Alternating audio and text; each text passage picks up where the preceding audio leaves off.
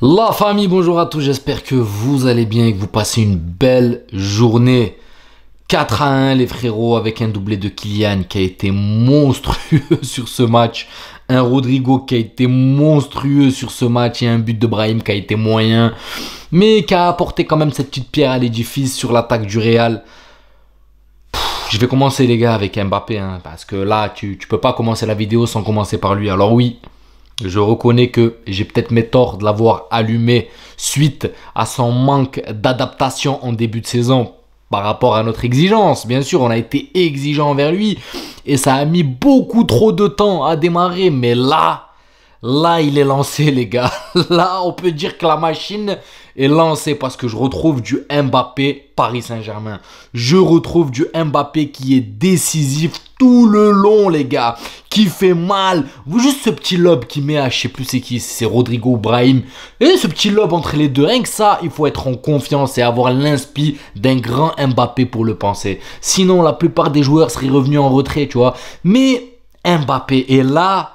Voilà, là les gars, quand je vous dis que c'est pas encore le Mbappé que je veux voir, que je vous ai cassé les bonbons sur le début de saison, que vous étiez là, non, Ilias, il a été bon, machin. Je vous disais non les gars, si vous vous contentez de ça, c'est que vous connaissez pas le vrai Mbappé les gars, c'est que vous ne l'avez pas suivi quand il était monstrueux. Là, on le voit réellement. Ça a pris du temps, mais il a dit dans son interview contre Click avec Mouloud Achour, il a dit les gars, la deuxième partie de saison, c'est là où on attend un joueur et je serai présent.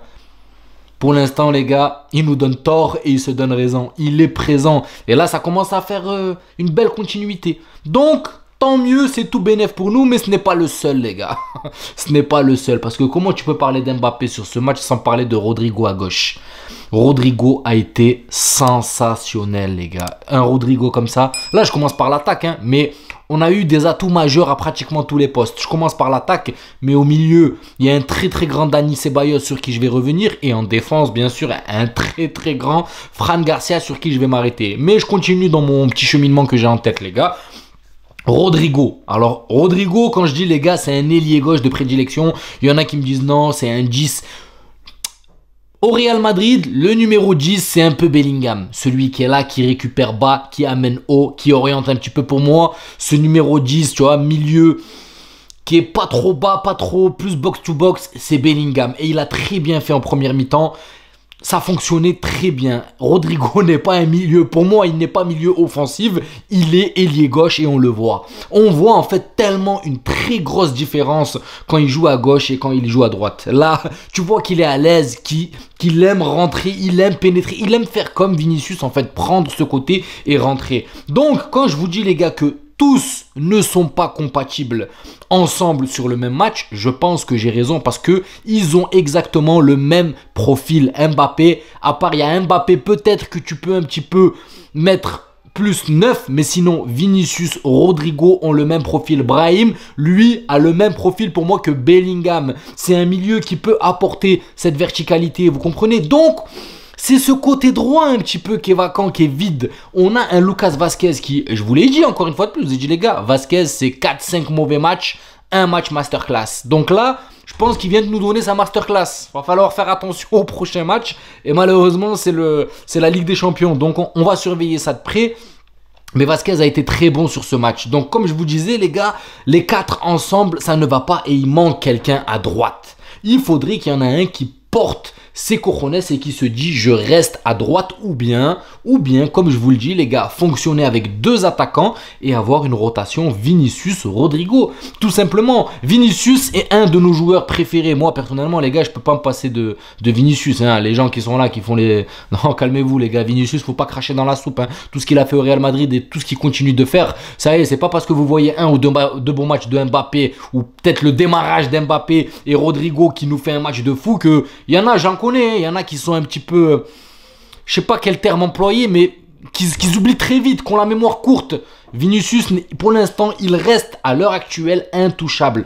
Cependant, il peut y avoir une rotation entre les deux Brésiliens. Il n'y a pas mort d'homme. Les deux peuvent tourner. Il nous faut notre neuf ou notre deuxième attaquant qui est Mbappé. Mais Vinicius peut tourner avec Rodrigo sans problème. Et ça te fait deux armes létales sur ce côté gauche. Maintenant, il restera quand même ce côté droit.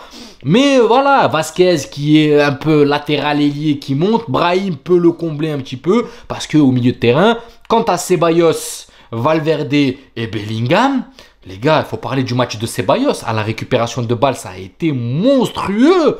Ceballos, les gars, cette saison, il fait une dinguerie. Son match est exceptionnel, les gars. Là, je me rends compte que Ceballos, en fait, si tu le mets en confiance, tu lui donnes de temps de jeu, il mouille le maillot pour toi. Parce que là, l'équipe a couru. L'équipe a pressé haut. Après, je m'enflamme pas. Ça reste que Las Palmas. J'attends de voir sur un match de Ligue des Champions cette continuité. Est-ce que c'est le réveil de la tartasse qu'on a pris contre le Barça, hein? Parce qu'il y a eu un petit peu de flottement sur le dernier match, mais là, tu sens qu'il y a du mieux. Niveau déjà pressing, c'est un pressing cohérent. Et là où je trouve qu'il y a vraiment une amélioration significative, c'est en défense. On ne balance plus devant comme des fous sur Mbappé et sur Vinicius et sur Rodrigo. Bon, Vinicius n'est pas là, mais vous m'avez compris. On arrête de balancer les ballons bêtement et donner la balle à l'adversaire. Là, ça ressort proprement. Tac, Raúl Asensio qui donne à Rudiger, Rudiger qui donne taf sur le côté, une sortie de balle propre avec Fran Garcia, ça sort proprement, ça va toucher les milieux de terrain. C'est pas là, hop, Rudiger, là, il lève la tête, hop, il l'a fait une fois, deux fois, balle perdue, les gars, la balle sort en touche. D'accord? Donc, quand tu pars de ta défense et que tu construis en triangle en passant par ton milieu où tu sollicites un peu tout le monde, c'est beaucoup plus cohérent. Tu arrives à ressortir beaucoup plus proprement et quand il y a du mouvement, tu arrives à trouver des espaces. Par contre, il y a un truc aussi que j'ai oublié, les attaquants ont défendu, les attaquants ont participé au pressing et c'est là où ça rend le match encore plus intéressant.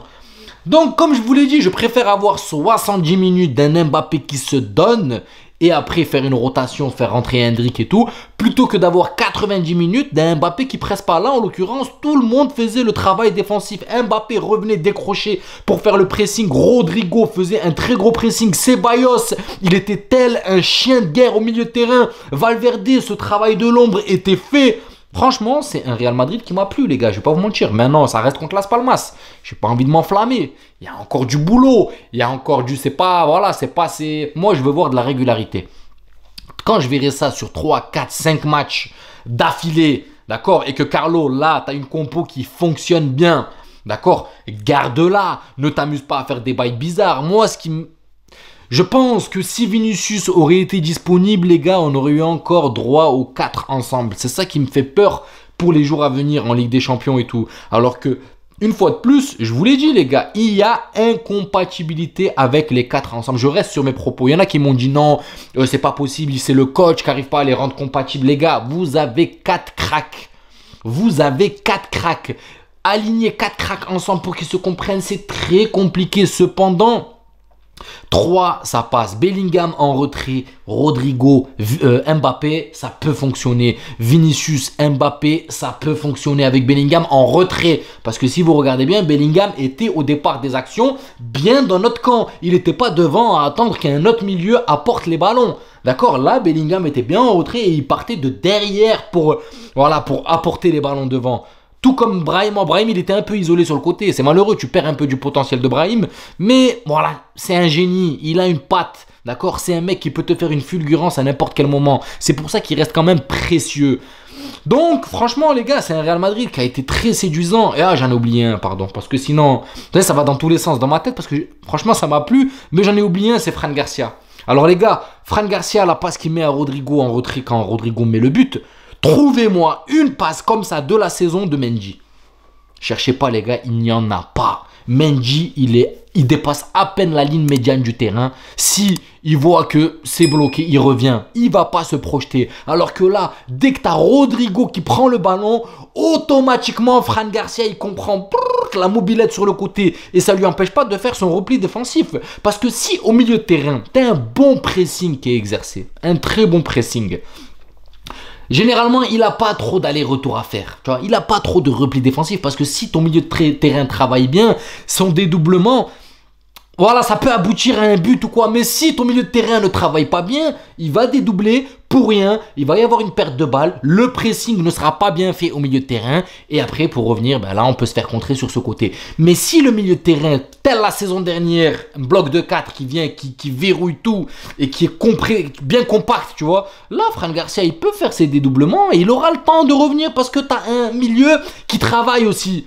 tu vois. Il n'y a pas que la défense en fait, tu as le milieu aussi qui est là et qui est là pour faire blocus et permettre à tes ailiers qui font des allers-retours de revenir. Regardez, Lucas Vazquez n'a pas été inquiété sur son côté parce qu'il a Valverde qui comblait. Et en l'occurrence, là, Fran Garcia aussi n'a pas été très inquiété parce qu'il y avait Bellingham. D'accord? Donc, c'est pour ça que Fran Garcia était très intéressant, ses dédoublements étaient très bons, ses centres ont été très cohérents, sa vitesse est parfaite et il y va. Moi, j'aime bien. Vous savez comment il a secoué? J'ai oublié, c'est Sandro, je crois, ou je sais plus qui. Il l'a secoué, les gars, il lui a pris le ballon, il est reparti. Donc, j'espère que c'est pas one shot. J'espère que c'est quelque chose qui va continuer dans la continuité. Et puis, maintenant, j'attends de voir. La Ligue des Champions arrive, c'est qui? C'est Salzbourg, il me semble. Là, on attend de voir. On veut la continuité de Kylian et on veut une équipe qui commence à rentrer en symbiose. Là, en l'occurrence, les sorties de balles propres, défense, milieu, attaque, ça presse d'une belle manière, c'est cohérent, c'est beau à voir. Il y a des espaces, Ceballos, il est là, il est maître de la récupération au milieu de terrain. Là, franchement, ça m'a plu, j'ai rien à dire, les gars. On a pris un but en 25 secondes, les gars. Le but le plus rapide de la Liga cette saison. Malheureusement, c'est nous qui l'avons pris. Bon, je pense que c'est une erreur de concentration, parce que c'est pas normal que Molero te transperce comme ça toute la défense et qu'il arrive à ajuster. En fait, en transperçant la défense, ils l'ont tous suivi. Il donne à Sandro, Sandro donne au deuxième, mais il n'y a personne parce qu'ils ont tous suivi Molero au départ. Donc, je vais dire qu'allez, c'est une erreur de concentration et derrière, ils ont arrosé, donc ça nous va. Donc voilà la famille, j'espère que la vidéo vous plaira. N'hésitez pas à vous abonner, à liker. Ça donne beaucoup de force à la chaîne. Et puis on est là, on vient de passer les 22 000 abonnés. On continue à monter. Et tout ça, c'est grâce à vous la famille. Je vous ai fait un petit post pour vous remercier. Parce que je le fais jamais. Je suis là, je suis pris dans mes débriefs, je me lance. Je le fais jamais. Donc je vous ai fait un petit post pour vous dire merci. Et je vous le redis là. Merci la famille. Et prenez soin de vous. Et je vous dis peut-être demain pour une vidéo, on verra selon l'état les gars. Prenez soin de vous et je vous dis bonne soirée. Ciao la famille.